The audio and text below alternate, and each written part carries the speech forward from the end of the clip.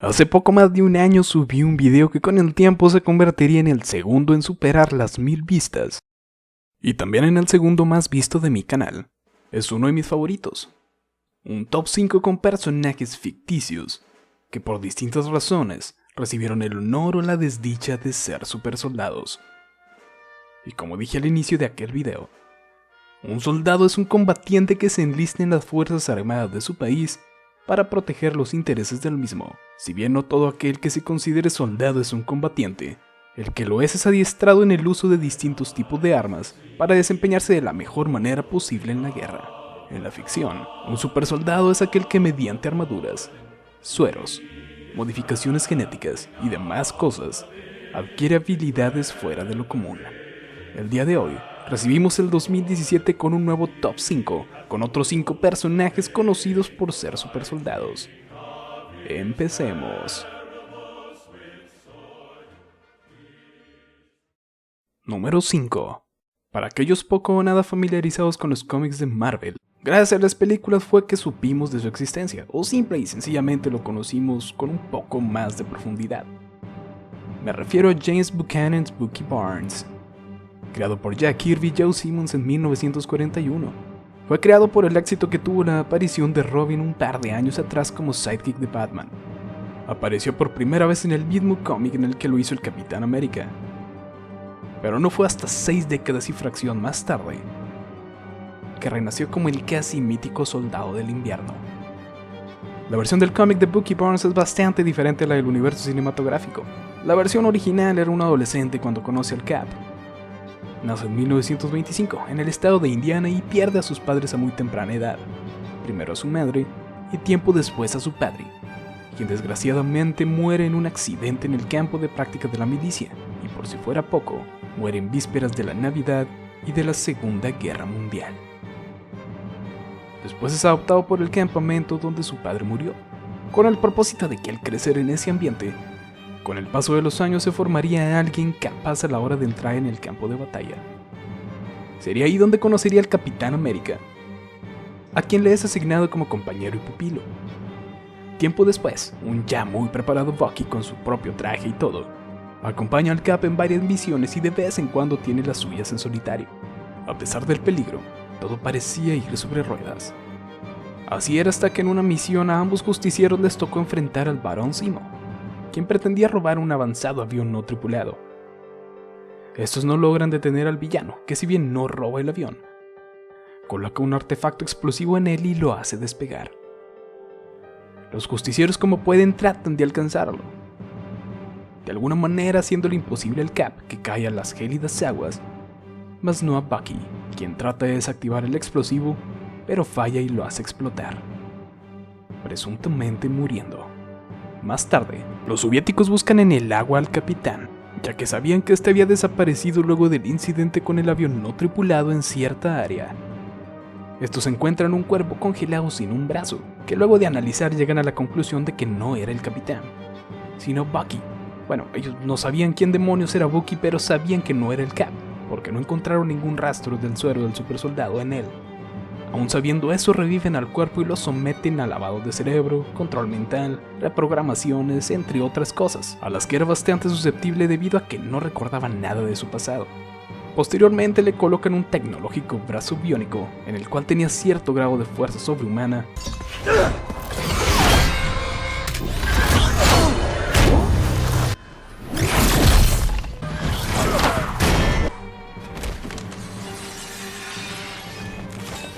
una puntería perfecta, podía emitir descargas eléctricas para defenderse o inutilizar aparatos electrónicos, podía controlar dicha extremidad aunque ésta estuviese separada de su cuerpo, y con mejoras posteriores, puede hasta camuflarlo holográficamente para que luzca como un brazo normal. Eso aunado con las habilidades acrobáticas y combativas adquiridas al estar bajo la tutela del Capitán América, y su entrenamiento en los años posteriores con los rusos, dieron como resultado al espía y asesino por excelencia, recibiendo como nombre clave Soldado del Invierno. Primero sería una seria amenaza y con el tiempo volvería a ser aliado de Steve Rogers y también de los demás Vengadores.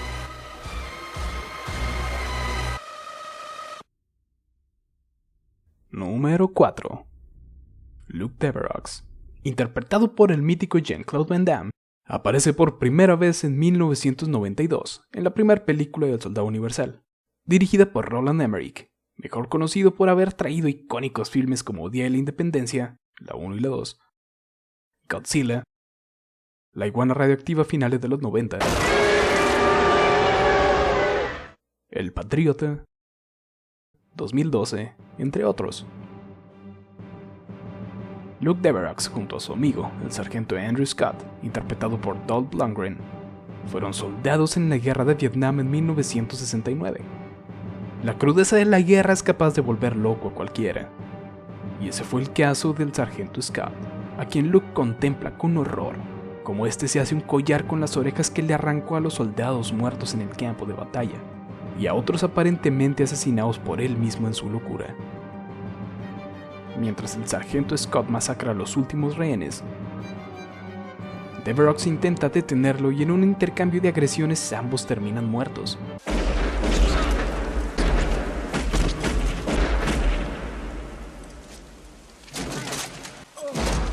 En esos tiempos, el gobierno puso en marcha un programa llamado Unisol, que consistía en tomar los cuerpos de aquellos caídos en batalla, en cierta forma resucitarlos mediante experimentos criogénicos y químicos, y así los convertían en imparables máquinas de matar sin sentimientos e inmunes al dolor, con un factor curativo bastante particular que se activaba al estar sometidos a bajas temperaturas y no tenían libre albedrío. Go! I must follow orders.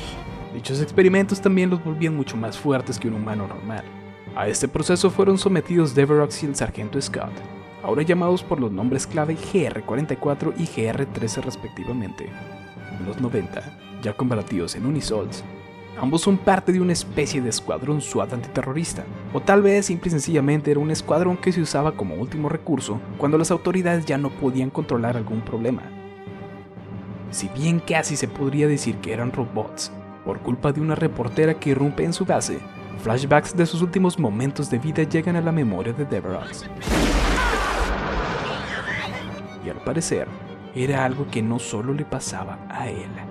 El GR-44 escapa con la reportera para salvarla de sus imparables compañeros, específicamente del implacable y psicótico GR-13. Después de librarse de dichas amenazas, Luke, ya habiendo recobrado su humanidad, se dispone a pasar el resto de su vida como un hombre normal. El problema es que no lo es. Estaba muy lejos de serlo.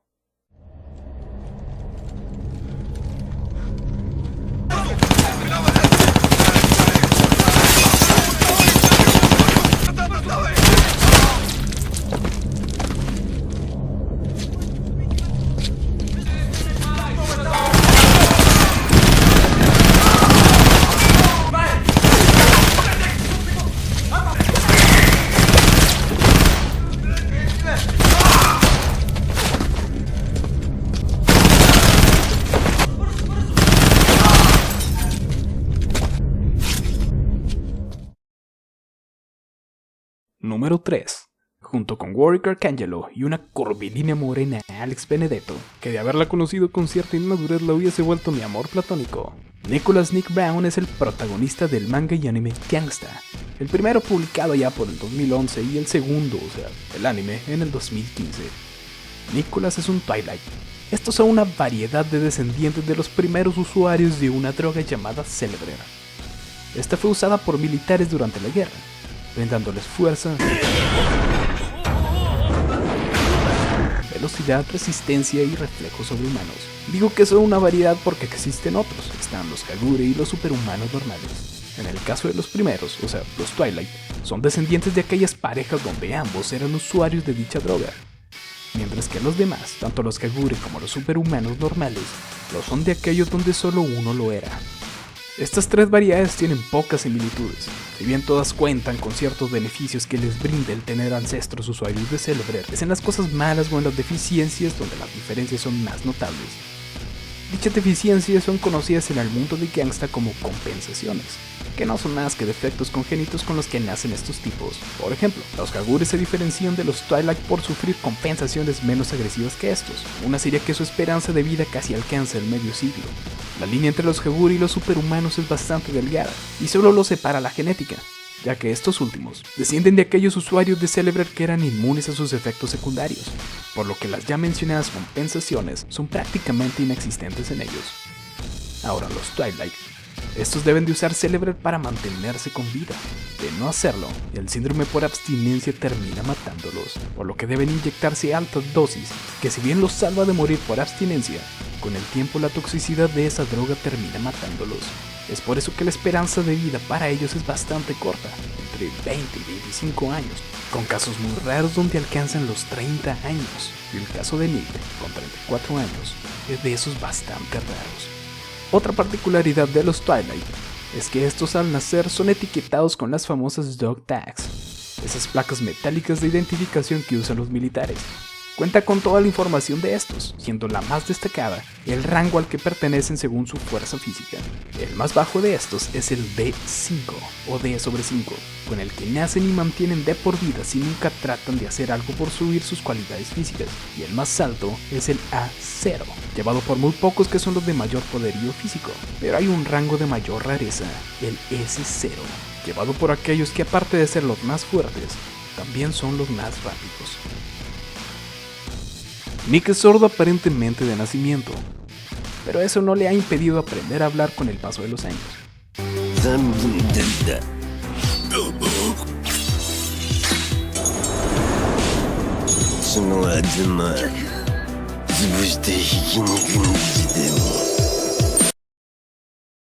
Nick cuenta con un rango A0, aunque por ahí se ha dicho que él no es tan fuerte para poseerlo. Apenas debería de alcanzar el rango B5, pero ha obtenido dicho rango peleando con sujetos mucho más fuertes que él, ganando sus enfrentamientos administrándose sobredosis de Celebre para aumentar aún más sus habilidades.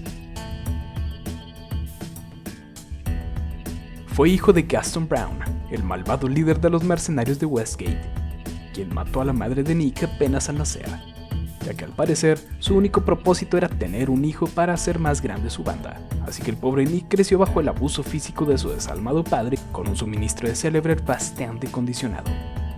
Tiempo más tarde, Gaston abandona a su hijo asignándolo como guardaespaldas de un muy joven Warwick Arcangelo, de quien se vuelve un muy buen amigo, y gracias a él fue que aprendió a leer, a escribir y a usar el lenguaje de señas.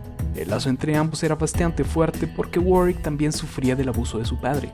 Un día, este abuso subió de nivel. En un arranque de ira sin razón, Domenico Arcangelo, el padre de Warwick, le apagó un cigarro en el ojo al pequeño, cosa que Nick no pudo soportar, y asesinó al sádico hombre y a toda su familia. Si bien Warwick decía que jamás lo perdonaría por haber hecho tal atrocidad, aún después de eso siguieron siendo muy cercanos. Ambos escaparon juntos e iniciaron su vida en las calles. Ya como adultos crearon una especie de compañía llamada Benria, a la que tiempo después sumarían a Alex Benedetto. Fundada en la corrupta Ergastulum, una ciudad ficticia gobernada por distintas mafias locales, estos se encargan de realizar cualquier tarea que surja en ese lugar, siendo Nick el brazo fuerte de la organización.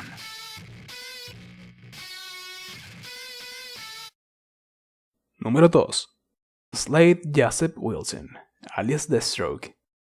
Creado por Mark Wolfman y George Pérez a finales de la década de los 80, primero introducido como un villano para los jóvenes titanes en New Teen Titans número 2, y posteriormente adquiere series en solitario, una de ellas llamada Deathstroke the Terminator, siendo Terminator otro de sus apodos, pero este cayó en el desuso para eliminar cualquier parecido con la película de Arnold Schwarzenegger, aun cuando a Deathstroke se le hubiese llamado así durante 4 o 5 años antes de que surgiera la película. Deathstroke salta constantemente de ser un villano a una especie de antihéroe y viceversa, pero al ser un mercenario en muchas ocasiones podríamos decir que es alguien neutral, que solo hace las cosas por dinero. A los 16 años escapó de casa y se unió al ejército, obviamente mintiendo sobre su edad para que lo admitieran. Aprendió a usar todo tipo de arma con maestría y dominó cada forma de defensa a mano limpia que le fuese presentada. Demostró poseer una inteligencia y una capacidad de adaptación fuera de serie. En pocas palabras, resultó ser un prodigio en el campo de batalla, ascendiendo rápidamente de rango en el ejército. En ese meteórico ascenso es donde conoce a la capitana Adeline Kane, de quien se enamora siendo correspondido casi de inmediato, y con quien termina casándose 6 meses más tarde, quedando esta embarazada en ese lapso. Grant sería el nombre de su primogénito. Tiempo más tarde, se ofrece como voluntario para un experimento que haría resistentes a los soldados al suero de la verdad, pero ya habiéndose sometido al experimento, Slade se da cuenta de que había sido engañado, y que había sido sometido a un procedimiento que lo convertiría en supersoldado. Desde que tengo memoria ha existido una teoría que dice que el ser humano solo usa el 10% de su cerebro, cosa que también desde que tengo memoria se ha desmentido incansablemente, con estudios que comprueban que usamos el 100% de nuestro cerebro para realizar cualquier acción. Pero estos son cómics, y al parecer dicha teoría es válida en esta realidad ficticia, ya que Slade es capaz de usar un 90% de su capacidad cerebral. Dentro de esta teoría eso es demasiado, y no solo es eso. Su fuerza, su velocidad, sus sentidos y su tiempo de reacción, entre otras cosas, se vieron aumentados más allá de lo humanamente posible, y esto venía acompañado de un intelecto de genio, un factor curativo moderadamente rápido y cierto grado de inmortalidad. Estas mejoras volvieron a Slade un tanto inestable, y no se le permitió una reasignación al ejército, por lo que deprimido al no poder servir a su país, se volvió cazador. El chiste era matar cosas. En ese momento ya era padre por segunda vez. El en ese entonces pequeño retoño se llamaba Joseph, a quien unos mercenarios secuestran luego de irrumpir en su casa, todo esto bajo las órdenes de Jackal. Esto era culpa de Slade, ya que llevaba una especie de doble vida. No solo era un cazador de animales, también era un efectivo y mortífero asesino a sueldo. Era un mercenario. Y lo del secuestro de su hijo era para obtener cierta información a cambio de la cual dejaría ir ileso al pequeño. Slade se rehúsa a brindarle esa información y su hijo es degollado. Si bien logra salvarle la vida, este se queda mudo, ya que al degollarlo le destruyeron las cuerdas bucales. Adeline, cegada por la furia, antes de abandonarlo toma un arma y le dispara a Slade en la cabeza. Si bien, gracias a sus reflejos aumentados se da cuenta de que estaban a punto de dispararle, decide no esquivar la bala, y esta se incrusta en su ojo derecho. Hay muchas teorías de por qué Slade puede sanar muchas heridas, pero no su ojo. Unos dicen que el factor regenerativo de Deathstroke no es tan potente como el de otros personajes, como Wolverine o Deadpool. Esta es solo locura de cortes, algunas laceraciones, fracturas, incluso está llegado a regenerar partes de su cerebro. Pero no regenera partes del cuerpo completas, su ojo en este caso. Otros sugieren que su factor curativo funciona a voluntad o algo así, y que decidió quedarse con su cuenca ocular vacía, como recuerdo de su esposa, como castigo por lo de su hijo y por llevar una doble vida. Es una teoría bastante romántica, me decanto más por la primera, pero la verdad absoluta está en el escritor en turno que le toca escribir historias con este personaje. Las habilidades de Deathstroke lo llevan a estar siempre un paso adelante de sus rivales, llegando a vencer a Batman más de una vez en combate 1 a 1. Llegó también a inutilizar a 8 miembros de la Liga de la Justicia que lo atacaban uno tras otro: a Elastic Man, Hawkman, Atom, Canario Negro, Flecha Verde, el Flash de Wally West, a Satana y al mismísimo Linterna Verde. Y en algún momento, con la ayuda de una espada matadioses, puso en aprietos al Superman, al grado de que obligó al Superboy Scout Azul a dejar de contenerse y pues bueno, ya sabemos que nadie que no tenga poderes iguales a los suyos puede hacerle frente cuando deja de contenerse. Pero wow, pocos que no tienen poderes extraterrestres o divinos ponen en aprietos o hacen enojar al Hombre de Acero.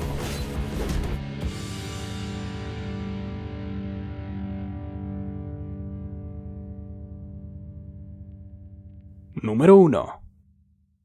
Este personaje pertenece a la trilogía de Mass Effect. Aparece por primera vez en la segunda parte como miembro del crew de la Normandy y como un NPC en la tercera.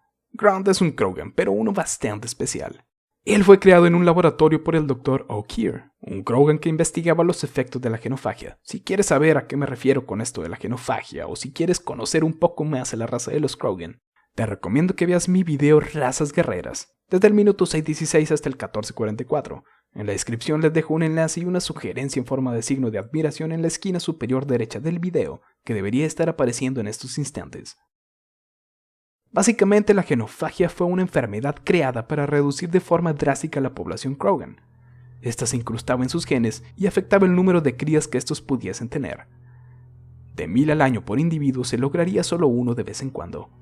Ogier se obsesionó con la investigación sobre el mal que aquejaba a su especie, y era un firme creyente de la supervivencia del más fuerte, y que los Krogan más jóvenes eran unos debiluchos que para nada podrían hacerle frente a sus ancestros que participaron en la rebelión de los Krogan. Él quería que los suyos fuesen temidos como en antaño, y estaba seguro que con tan solo un batallón de Krogan que tuviesen la misma fuerza, habilidad o ingenio que sus ancestros, sería suficiente para poner a la galaxia de rodillas. Las ganas de que esto se materializara eran tan fuertes que recurrió a los recolectores, otra raza alienígena, a quienes les vendía miembros de su propia especie a cambio de tecnología para cumplir su objetivo. Esto llegó a oídos de Yadar, la líder de la banda de mercenarios Blue Suns, quien financió aquel proyecto con el propósito de contar con Krogans genéticamente perfectos a su servicio. Si bien recibió Krogans creados por Ogier, estos estaban muy lejos de ser perfectos, ya que en el fragor de la batalla enloquecían y no seguían órdenes. Esto era porque el científico desviaba fondos para seguir con su proyecto del Krogan perfecto.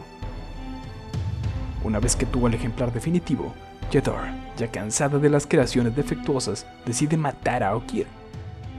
Pero, en cierta forma, por fortuna para el Krogan, el comandante Shepard lo buscaba para integrarlo a sus filas. Si bien Ogier muere en la escaramuza, antes de caer le deja un mensaje al comandante diciéndole que le dejaba a su super soldado para combatir a la amenaza de los recolectores, que era una de las razones de que Shepard estuviese reclutando gente. Ya con la cápsula del Krogan en su poder, sabiendo del peligro que corría con aquel enorme berserker genéticamente perfecto, abre la cápsula.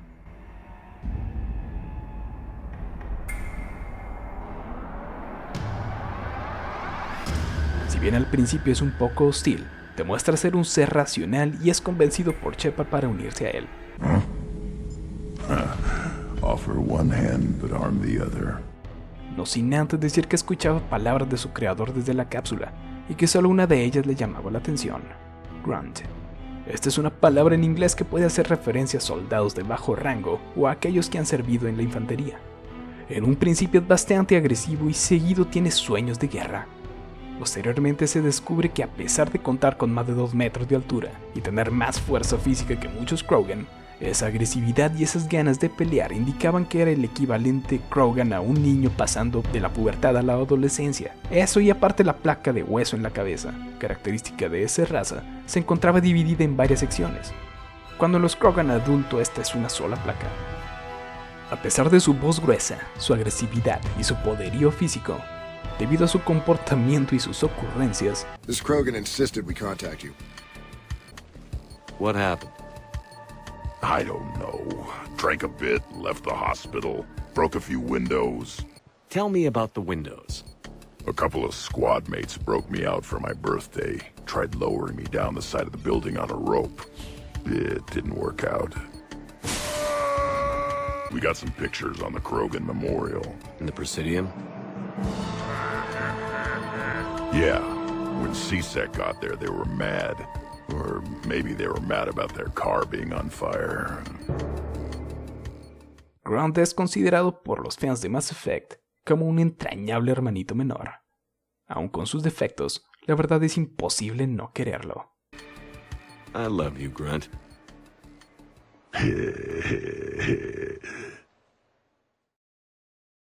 Esto es un top 5, pero quiero dar una pequeña introducción a un personaje que en un futuro me gustaría dedicarle un video completo y profundizar más.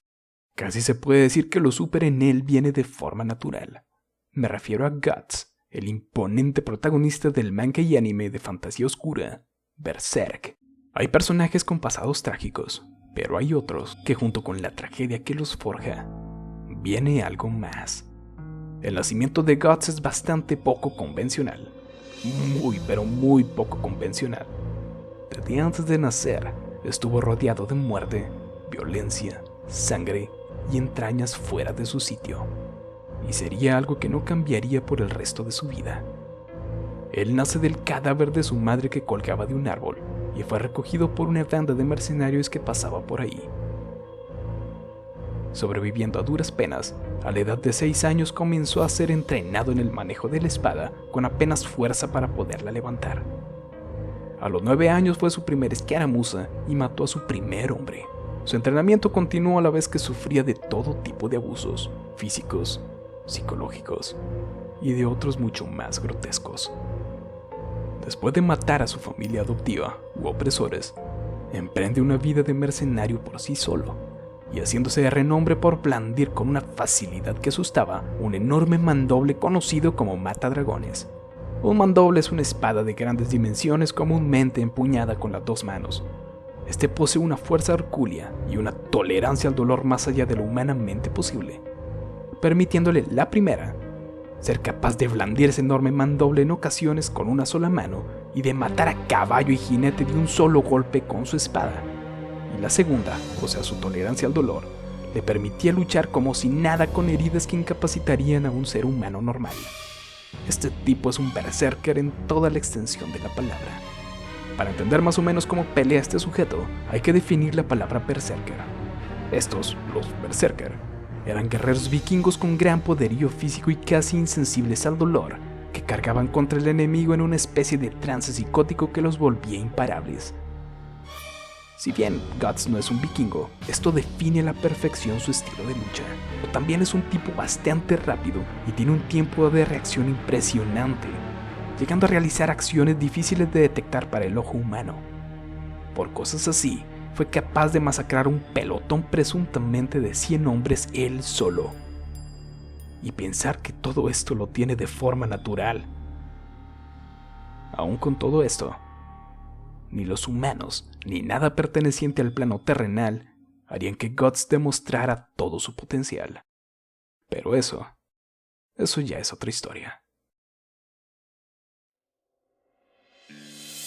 El video ha terminado. Si les gustó me ayudarían bastante dando pulgar arriba, suscribiéndose y compartiendo esto con quienes ustedes crean les pueda gustar este material. Ahora sí, me despido, no sin antes decir lo siguiente. Dependiendo de a qué hora estén viendo este video, les deseo que tengan unos muy buenos días, muy buenas tardes o muy buenas noches. Hasta pronto.